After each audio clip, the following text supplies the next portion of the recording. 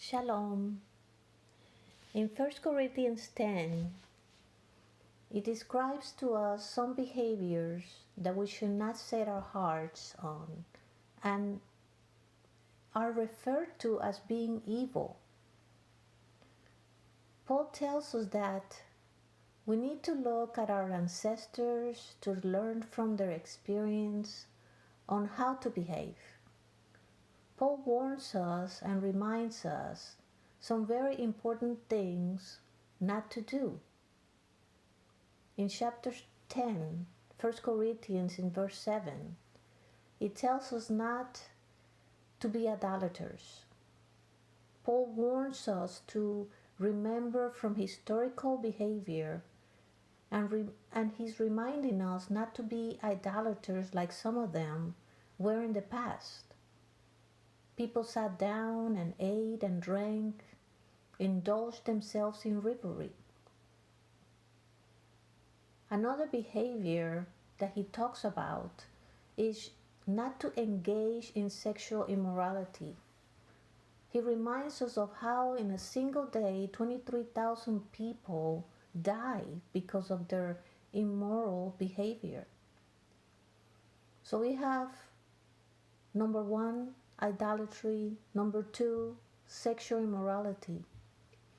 Then he goes on and talk about a third behavior, and that one is not putting the Messiah to the test. And some people were destroyed by snakes because of this. So he's warning us and reminding us not to put our hearts on worldly behaviors, on worldly things, and set our minds on this evil behavior of this world. He calls these things evil in verse 6. So we have idolatry, don't engage in idolatry, don't engage in sexual immorality, and don't put the Messiah to the test. Then he goes on and he tells us about a fourth behavior, which is don't grumble. Is this not what many people do sometimes? He's reminding us not to set our minds and our souls and our hearts on these evil behaviors. Later in the chapter, Paul tells us that with the help of Yeshua, we can flee these temptations, and that there's no temptation in which God does not open a door for us to flee. He always provides a way out. And if we pray and ask God to help us, He will help us not to do any of these things that Paul is referring to in this chapter of 1 Corinthians 10. So let's review these behaviors that Paul is warning us about. Especially as believers, we should not be engaging in these behaviors. Don't engage in idolatry.